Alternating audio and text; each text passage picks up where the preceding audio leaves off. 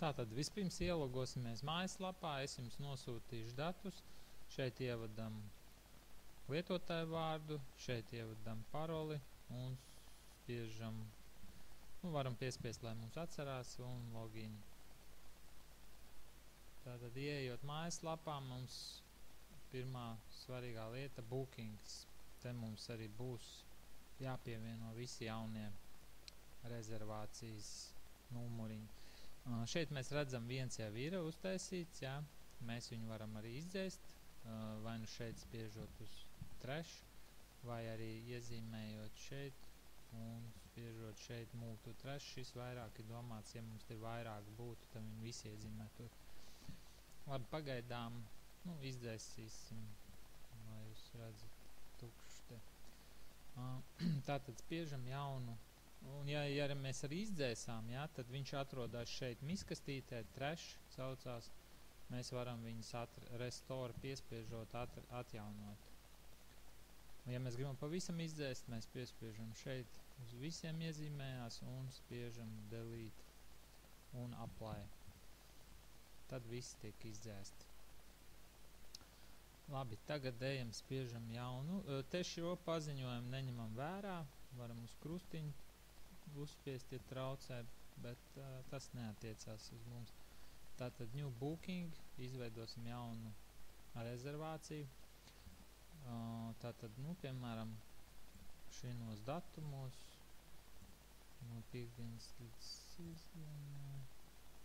Te mēs jau varam konkrētu numuriņu, piemēram, izvēlēties. Mēs jau tagad zināsim, kurš tas ir, bet ja mēs nezinām tikko zvan, tad mēs varam neko neizvēl un meklētājā, tad mums izmetīs visus brīvos numuriņus. Tātad labi, pieņemsim lavanda un meklējam. Tos nav obligāti norādīt daudzumu un cilvēku. Tātad reku viņš izmet, ka ir pieejams, ieklikšķinam un spiežam rezervēt. Tālāk aizpildam tad pamata informāciju, cik būs cilvēki, vārds, te ir papildus pakalpojumi, vai mums būs iekļauts šie, vai nebūs, tā uzreiz cena mainās. Un, ja ir kuponu atlaižu kods, tad šeit ievadam un apply, tad viņš pieskaitīs, atņems nost to procentu atlaidi. Šeit pamata informācija par cilvēku, kurš rezervē par klientu. Viņa e-pastu, ja mēs ievadam, tad viņam aizies uz e-pastu. Paziņojums par to rezervāciju un telefons un kādas papildus norādes, ja mēs gribam kaut ko viņam nodot papildus, teiksim, vai atgādināt, tur paņemiet līdzi, vai arī vienalga kaut kādu norādi, tad to mēs šeit pievienojam un spiežam book now rezervēt tagad un viņš tiek rezervēts šis pieprasījums. Šeit ir identifikācijas numuriņš, pēc kā mēs arī rēķinā un visur viņu varēsim identificēt. Tālāk, tad te viss tā informācija un varam paskatīties tagad kalendārā šo numuriņu. Uzreiz mēs redzam, ja, šos datumos. Šeit tas tāds tā krāsa tāda izbalējusi, tā ir tā buferu zona, kur mēs pievienojam vienu dienu, kad pirms un pēc šis numuriņš tā kā nebūs pieejams meklētājā, jo tas būs tas laiks, kad tiks numuriņš sagatavots rezervācijai. To varēs mainīt, to buferu zonu var mainīt šeit pie booking rules. Tas ir šeit, te jūs redzēt apakšā ir pievienots, ja viena diena. Ja jūs gribat edit piespiest, tad jūs varat redzēt, te dažiem numuriņiem var nenorādīt šo, var norādīt visiem numuriņiem. Tātad kā jūs gribat. Un te var arī, protams, vairāk uzlikt.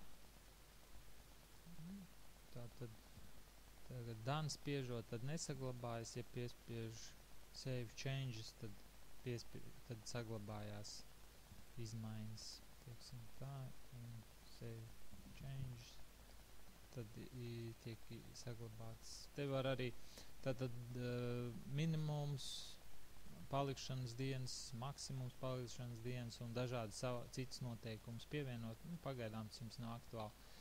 Tātad kalendārā redzam visas šīs te rezervācijas. Šeit mēs redzam lavanda, ja, pretīm. Un, piemēram, ja mēs gribam redzēt te konkrēti mēnesis viens, ja, bet mēs gribam redzēt, piemēram, ceturksnī šovu, izvēlamies ceturksnī, piespiežam šovu, tad mums rāda šādi ceturksni. Un varam iet te ar bultiņām uz priekšu un uz apakaļ. Un ar šo slaiderīti varam paslīdēties vēl. Varam visu gadu, piemēram, izvēlēties un šovu piespiežam. Tad mums parādīs pilnīgi visu gadu, un te ar šito slaiderīti mēs varam pastīties visas tās datumus. Tālāk pieņemsim, mēs gribam pamainīt, ja? Mēs uzbraucot virsmu, mēs redzam te pamata informāciju par šo. Bet ja mēs gribam, piemēram, cilvēks pazvanu vai izdomā citu datumu, tad mēs spiežam virsū, spiežam šeit edit un, teiksim, mainās datumi, ja? Tad spiežam edit dates. Te spiežam edit dates, ierakstam, pieņemsim, būs uz nedēļu vēlāk pārcelsts, ja? Tad 18. 20. pārbaudam, vai nav aizņemts, visi kārtībā. Šeit spiežam continuum, turpināt, un visu turpināt, un saglabāt. Neko te nevajag mainīt. Principā tagad atkal ieejam, apstamies kalendārs, un mēs redzam, kalendārā ir pārcēlies uz šiem datumiem. Ja mēs gribam, piemēram, lavandas vietā citu numuriņu viņam iedot, piemēram, piparmetru, tad mēs ejam atkal visu spiežam šim. Varam arī šeit, vai arī šeit, kur ir visi bookingi, arī no šejienes mēs varam to labot, piespiežot edit. Spiežam edit un, piemēram, lavanda, ja, edit accommodation, labot naktsmītni, un šeit mēs, piemēram, pievienojam citu, pievienojam piparmetru, pieņemsim, un spiežam add, un viņa šeit parādījās, un to lavandu mēs varam ņemt nost, remove, spiest. Un tad atkal spiežam tālāk, continuum, un saglabāt. Te varam norādīt to cilvēku daudzumu, vārdu. Un tā tad atkal redzam kalendārā, kopējā izskatā, kad te ir redzam tā piparmetri ir pārgājis šis rezervācija uz piparmetru. Tas tāds tātad galvenais, ko jums būtu jāzina.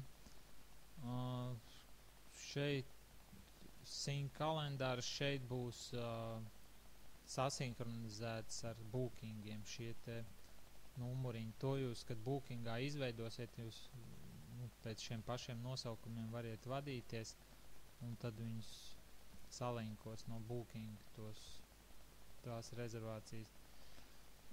Šeit ir pie accommodations, te ir visi numuriņi. Ja, piemēram, kaut kāds numuriņš kaut kāda tehniski iemesla dēļ netiek vairs izīrēts, tad variet spiest šeit quick edit un uzlikt viņam nevis published, bet draft. Draft, tas būs vēl tikai, tad viņš nepazudīs, bet viņš tur būs, bet neparādīsies. Un update spiežam. Update, un tad viņam šeit tas parādīsies šeit uzraksts draft, kad jūs refreshosiet. F5 var refresh piespiest, tad un te vēl redzēt, ka šeit tā, tur labi. Tālāk, to jums varbūt pagaidām nevajag zināt, tas tā. Labi, tad viss tas pagaidām.